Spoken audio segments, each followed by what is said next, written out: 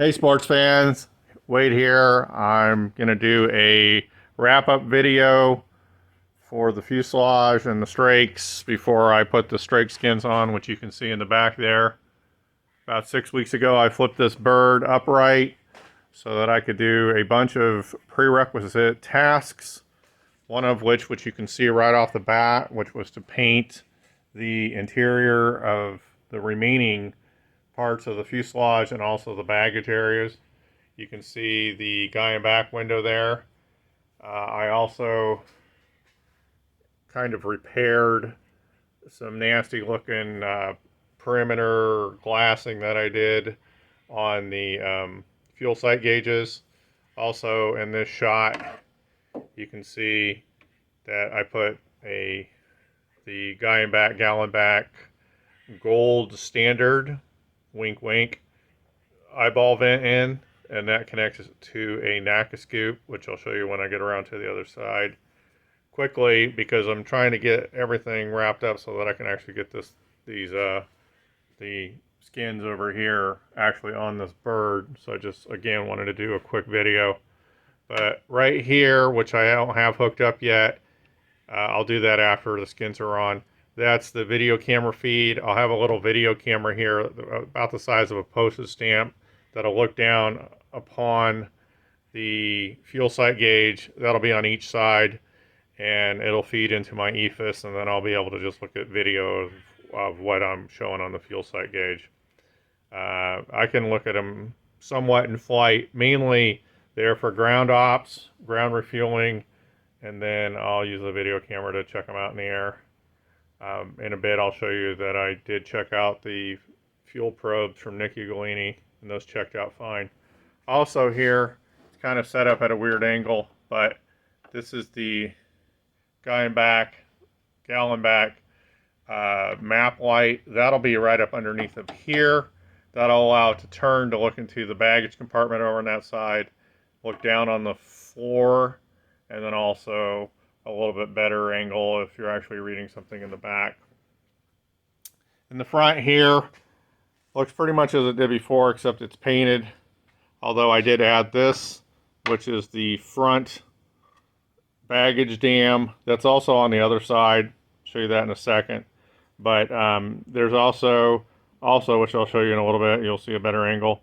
There is a mounting sleeve for the oxygen bottle, and it peeks out just enough so that while I'm flying, if I want to look and see what the gauge is showing, it'll show me that, just enough to see that. The tubing from this oxygen bottle will go across here, and then it'll come out where this line is. I have a line going all the way across from one side to the other, a pull string.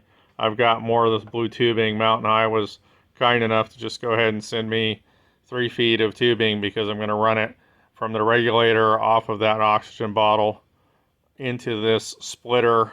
It's a fairly simple setup. One side goes to the passenger, and then one side goes to me, and then I have the upgraded cannulas, so I can save on oxygen. Okay, this thing right here, I'll show you a better angle in a minute, but this is the last duct that goes across for the ram air scoop, which is this guy out here. Now, this needs a lot of cleaning up. I'll trim this down, I'll clean this all up, make it pretty, but right now I'm just concerned about getting the top strake skins on, get this thing closed out.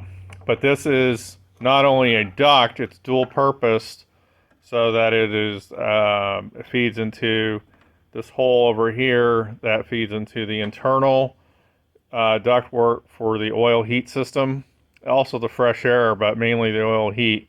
So the air will come in here through the ram air, and again I'll show you that in a second from the other side, but it wraps up around, does a U-turn, comes up in the corner here. Let's see if I can get that. So this right over in here, it comes up in there and goes across and then into the ductwork. Now, this also is a 3/8 inch double, basically kind of a bridge that helps reinforce this whole area for any passengers that are getting up, climbing up, and getting into the back seat. Okay, so this side over here in the back, I have another one of those baggage dams, but this is also because I did this Steve Volosek or Ken Miller, or whatever you want to call it. I took the original BAB bulkhead for the fuel that goes from here and basically dives in right about here. And then you've got this big wall in the back for the passenger. This is the elbow room mod, so this creates quite a bit of elbow room, as you can see here.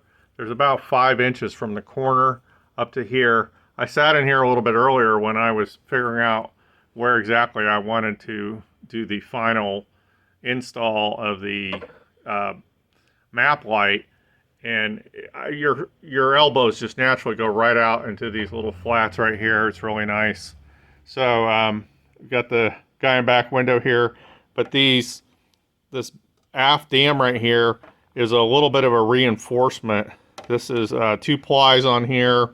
It's 3/8 inch foam, and it just is like a mini bulkhead as well as stopping any baggage from sliding back onto the window here.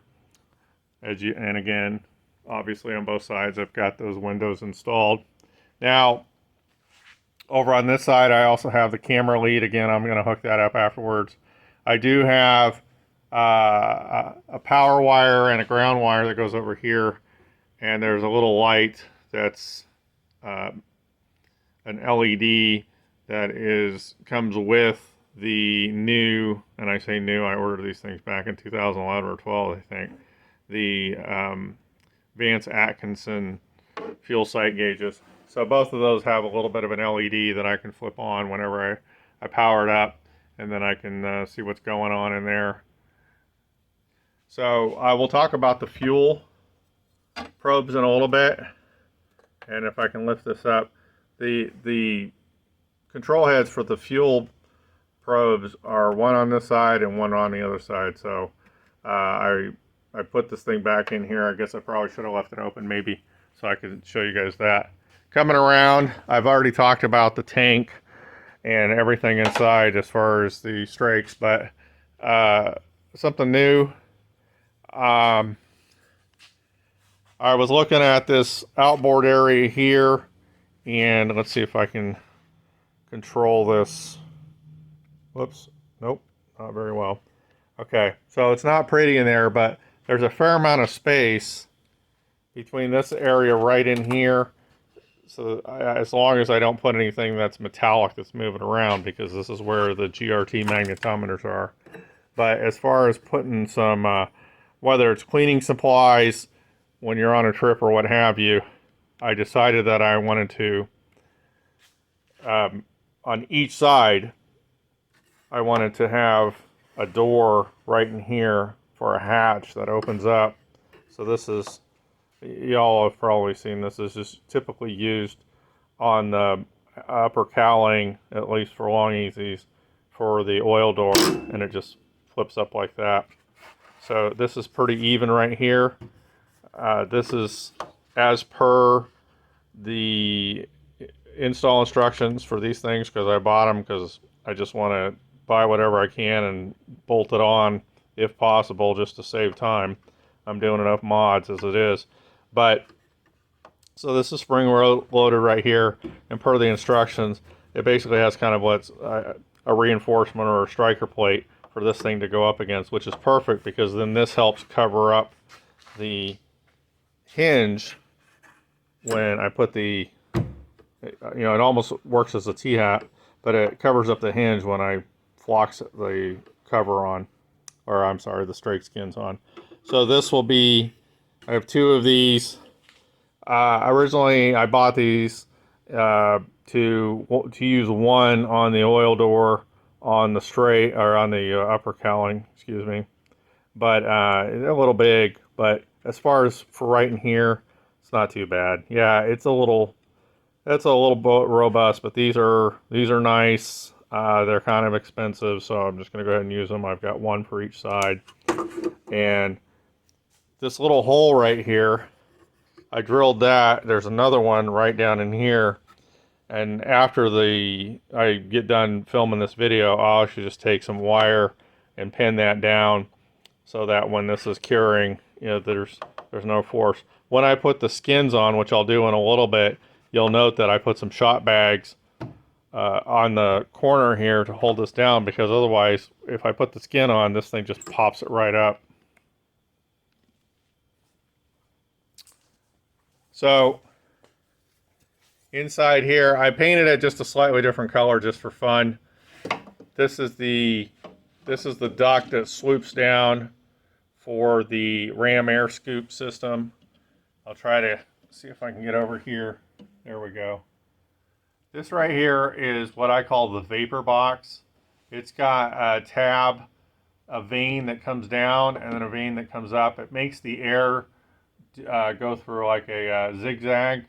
And so if you're flying in direct moisture, it'll actually help pull the moisture out, because there's nowhere for that air to go. So there's actually, because the entrance for the ram air scoop is on the top here, and then it zigzags, and then the exit is on the bottom here. It gives you about 4, even though there's only 2 actual vanes in here, it gives you about 4 effective vanes to help pull that moisture off. There's holes in the bottom, and I'll have a little tray down here that's basically just like a little drawer, and then in there it'll have a piece of foam.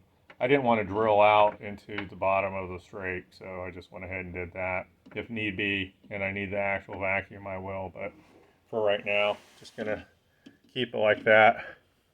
So this is a shot right here.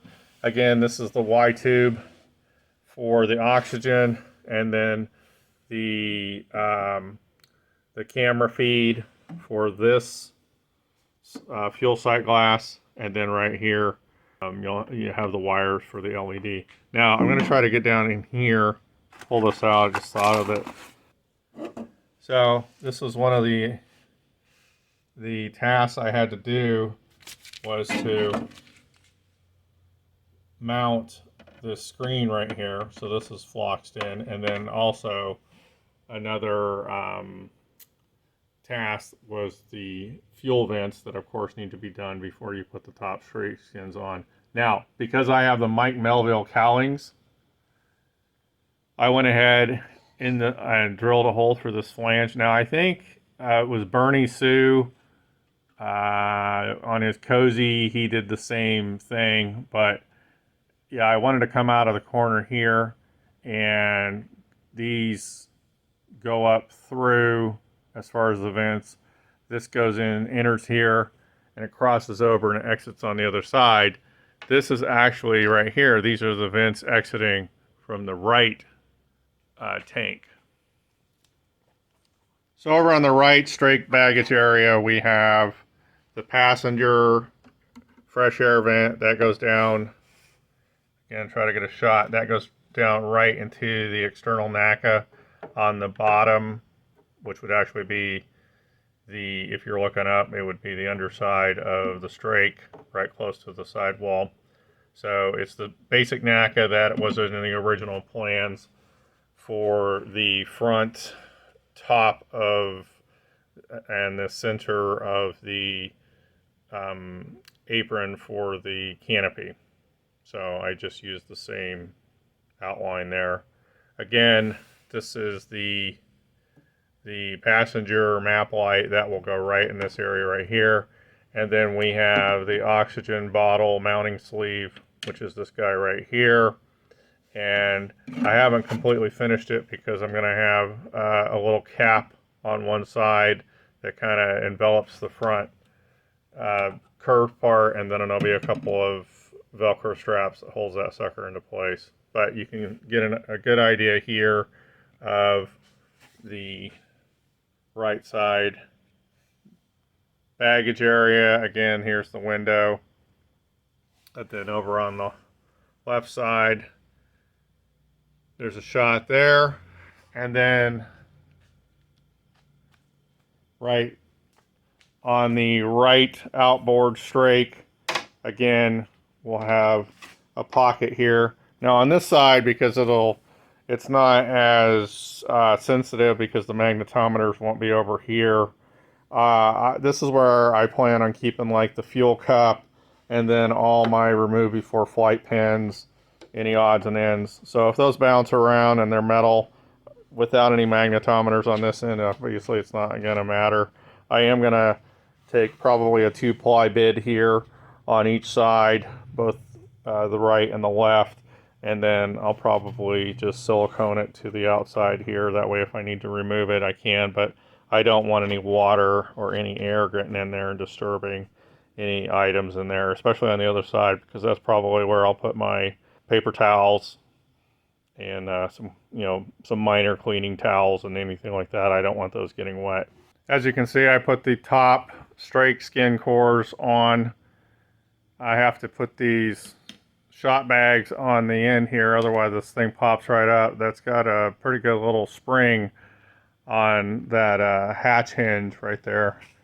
So I left this fuel probe out. I did test these earlier, so they tested good.